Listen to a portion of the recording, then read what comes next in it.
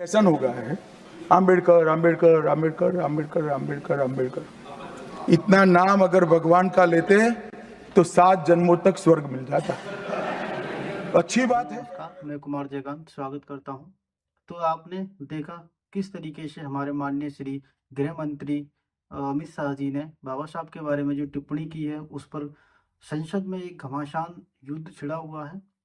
जिस तरीके से पक्ष और विपक्ष एक दूसरे को निशाना बनाते हुए बाबा साहब के ऊपर जो राजनीति कर रहे हैं, उसको लेकर अब काफ़ी गर्मा-गर्मी बनी हुई है, जिसको लेके संसद के द्वार पर, जो कि मकर द्वार है, उस पर एक भिड़ंत भी हुई, जिसमें कुछ बीजेपी के सांसद हैं, वो घायल भी हुए हैं।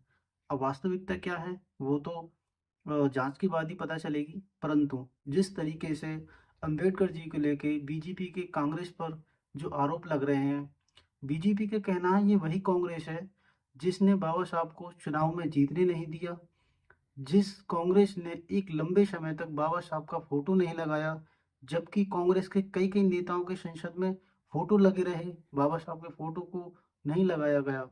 ये वही कांग्रेस है जिसने अपनी सरकार में रहते हुए भारत रत्न नहीं दिया गया, कभी बाबा साहब के काम को सम्मान नहीं दिया गया।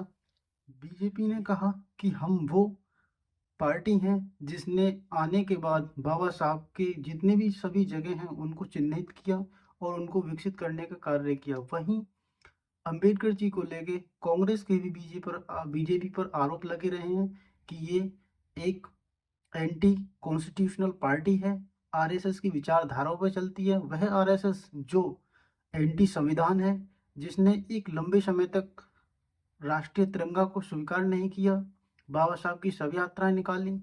ये इस तरह की विचारधारा से प्रेरित बीजेपी सरकार है। तो इन सब को चलते हुए आप इस नतीजे पे पहुँचिए कि अमित शाह ने जो किया है, वो उचित है या अनुचित है।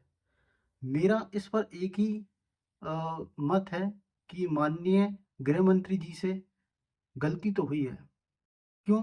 क्योंकि ये कोई ज़ुबान फिसलने वाली या मुँह से निकलने वाली बात नहीं है। बाकायदा उनकी 30 से 32 पेज की एक स्पीच थी, जिसको वो लिख कर लाए थे और उसी स्पीच में ये वाक्य लिखा हुआ था। अब ये गलती तो हो नहीं सकती। यदि माननीय श्री गृह मंत्री जी से गलती हुई है, तो बाबा साहब के बारे में उन्हें माफ़ी माँगनी चाहिए। और इस चीज़ को लेके आपने देखा होगा, माननीय श्री मोदी जी लगातार ट्वीट कर रहे हैं। वह भी इस बात से अवगत हैं कि माननीय श्री गृह मंत्री जी से गलती तो हुई है, वरना मोदी जी का एक ऐसा भी चेहरा है कि राज्य जलते रहे हैं, उन्होंने एक ट्वीट तक नहीं किया है। और आज इस खबर को लेके उनकी इतनी व्याकुलता कि उन्होंने ट्वीट पे ट्वीट किए हैं। तो ये कहीं न कहीं हमारे माननीय श्री प्रधानमंत्री जी को भी पता है कि गलती तो उनसे हुई है। इसी बीच एक समस्या और खड़ी आ गई है। इस समस्या ये है कि आगामी बिहार के विधानसभा चुनाव में नीतीश जी की वोट बैंक को देखना होगा और इस वोट बैंक को प्रभावित क्योंकि अलायंस में है एनडीए के में नीतीश जी और नीतीश जी की वोट पहले ही खराब हो चुकी हैं कि बटोगे तो कटोगे। इस बीजेपी के बयान से नीतीश जी की बिहार में वोटों को प्रभावित किया गया है।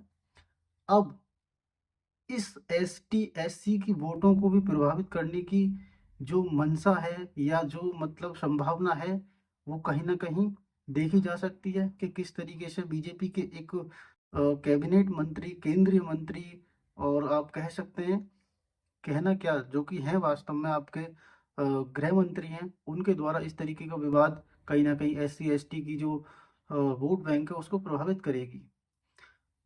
तो इसमें घिरे कौन हैं फिलहाल? आपके नायडू जी और नीतीश जी। अब इसी बीच इसमें जो घी डालने वाली जो बात है, यानी कि इस आग में घी डालने की जो बात है वो की है हमारे माननीय श्री पूर्व दिल्ली के मुख्यमंत्री केजरीवाल जी ने। उन्होंने इसी बीच नीतीश जी को एक पत्र लिखा है और उस पत्र में कहा गया है कि आप किस प्रकार की पार्टी के साथ हैं? क्या आप अपने वोट बैंक को इस तरीके से खोना चाहते हैं? आप इस तरीके से किस तरीके से अपने आगामी विधानसभा के चुनावों को जीत पाएंगे। तो इस तरीके से केजरीवाल ने उनको एक पत्र लिखा है और कहा है कि बीजेपी के अलायंस को बड़ा सोच समझ के जारी रखिएगा। उसी बीच नायडू जी को भी काफ़ी समस्या में डाल दिया गया है। इन सब के बीच देखते हुए ये बात तो तय हो गई है कि बाबा साहब के जो परिश्रम है, बाबा साहब के जो काम है, उन सभी को सम्मान तो देना पड़ेगा। जिस तरीके देश में बाबा साहब के प्रति जो सम्मान की भावना जागृत हुई है, उससे यही लगता है कि आपको बाबा साहब को एक सम्मान तो देना पड़ेगा। जिस तरीके से उन्होंने दलित, वंचित और महिलाओं के लिए जो उत्थान का कार्य किया है, उस कार्य को लेके आपको उनको सम्मान तो देना पड़ेगा। ये बात हमने पिछले कुछ समय से अपने देश में देखा है। जिस तरीके से कर्नाटक में बाबा साहब के अपमान का प्रदर्शन किया गया है, कर्नाटक विधानसभा में हर बेंच पर बाबा साहब के फोटो को लगाया गया है, जिससे ये प्रतीत होता है कि बाबा साहब का अपमान अब यह राष्ट्र स्वीकार नहीं करेगा। आप सभी से अनुरोध है कि आपकी इस पूरे सिनेरियो पर क्या राय है, अपनी राय कमेंट में दीजिएगा। तो धन्यवाद। जय हिंद, जय संविधान, जय भीम,